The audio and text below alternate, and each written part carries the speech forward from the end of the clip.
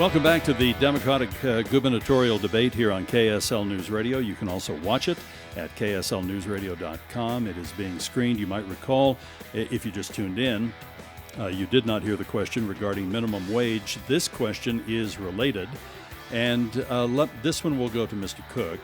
And a related issue along with minimum wage is pay equity. In a recent report, the Congressional Joint Economic Committee found that Utah has a 32.4% wage gap between men and women. The only state to do worse was Louisiana. How would you work as governor to close this gap, Mr. Cook? You know, when I've heard this statistic, Doug, it's one more example where I think we should, as Utah, take the lead, not apologize for the position that we're in. And we take that with education, I think, too much.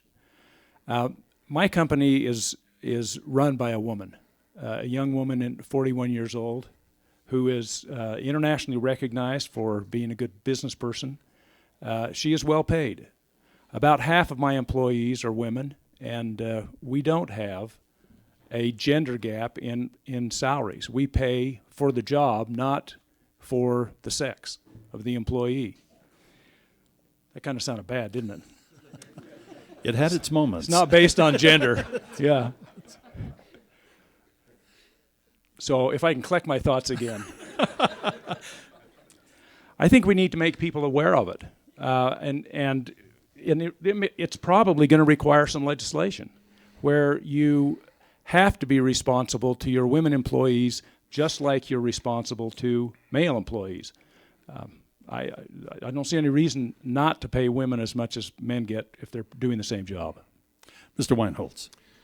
Well, I think it's not a case of probably needing legislation, Vaughn. I think I would actually introduce and promote legislation for equal pay, mandating that all women are paid equal to men for similar jobs. I mentioned earlier that my company, CHG Healthcare Services, was named one of the best companies to work for in America for 7 years in a row. We were number 18 this year. We are also number 15 this year for the best companies to work for women, based on issues like pay equity, advancement opportunities, and other benefits such as family leave, like that which has been proposed by Representative Angela Romero. So I think we need an equal pay law, and we also need a family leave law to support women in the workplace. And we go now to Mr. Cook. I think that all of us are close to women, and we need to be sensitive to the mothers who work. We need to be sensitive to the women who support families by themselves. A lot of the burden falls on these people for society, and a lot of the burden falls on these people because we expect them to do more than we expect nuclear families to achieve. And I think part of this equality in pay will have an impact. I shouldn't say part of. This equality in pay will have a positive impact across the board. It's not just about putting more money into the pockets of women. It's about putting more money into each family in the state. Mr. Weinholz.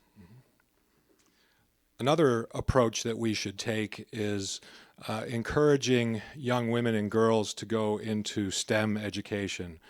Currently, they are lagging behind boys in that area, and that is limiting their opportunity for high-paying jobs. So I would also promote young women and girls pursuing STEM education. And because my company has been leading out on this before there have been any laws, you can be sure that as governor, I will do the same thing. Thank you. This question I'm going to quote directly from Sarah, who wrote, "As a liberal in Utah, I have felt many times that my views are not being represented by those in state government. It's frustrating and depressing to feel like you don't matter. How are you going to bridge the gap and make all Utahns feel like they indeed matter?" Mr. Weinholz. Well, first of all, I will be the governor of all Utahns. And by the way, I don't think it's just liberals who feel like they're not represented appropriately. I also think Republicans and independents feel the same way. Our Republican supermajority has gotten more ultra-conservative over the last decade. I believe that the average Utah Republican are far more moderate. And so I'm hearing from Republicans and independents as well that they're not being represented by our current system either. But I have a history of working with many people of all different political persuasions.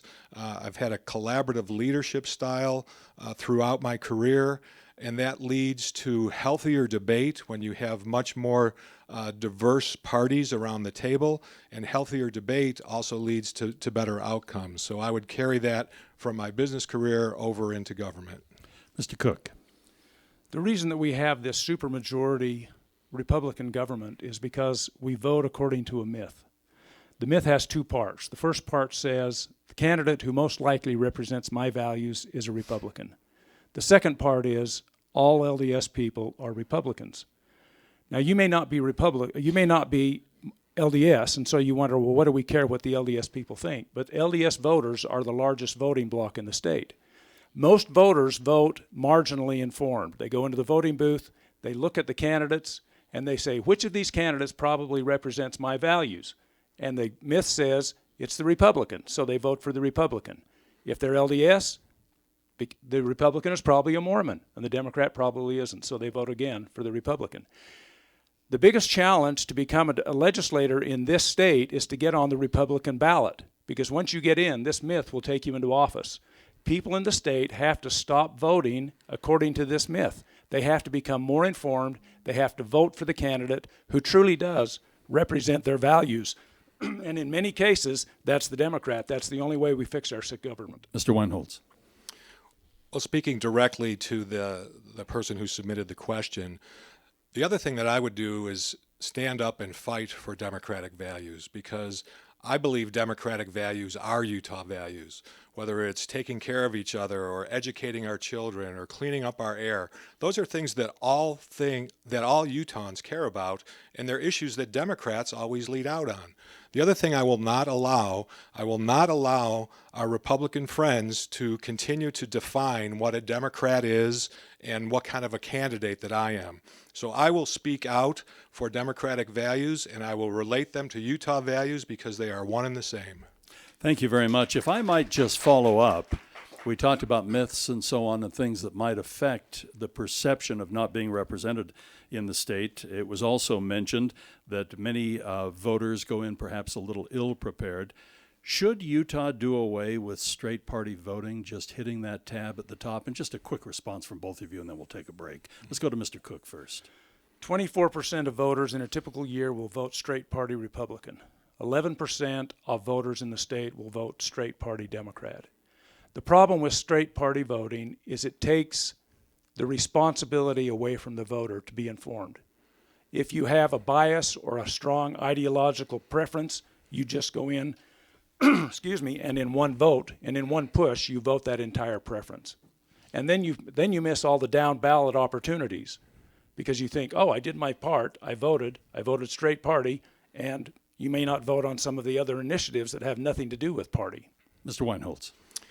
Well, Representative Patrice Arendt has, for a couple years in a row, introduced legislation, a Democrat, of course, to do away with straight party voting. And another thing that I think will help in this election cycle is if we have candidate Trump at the top of the ticket. I think that it will cause Utahns to abandon straight party voting, and they will be forced to look down ballot.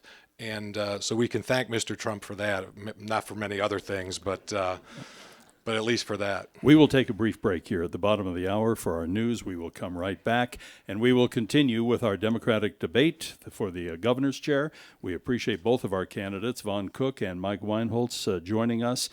So stay with us. You can also, this is being streamed, you can watch this on KSLNewsRadio.com.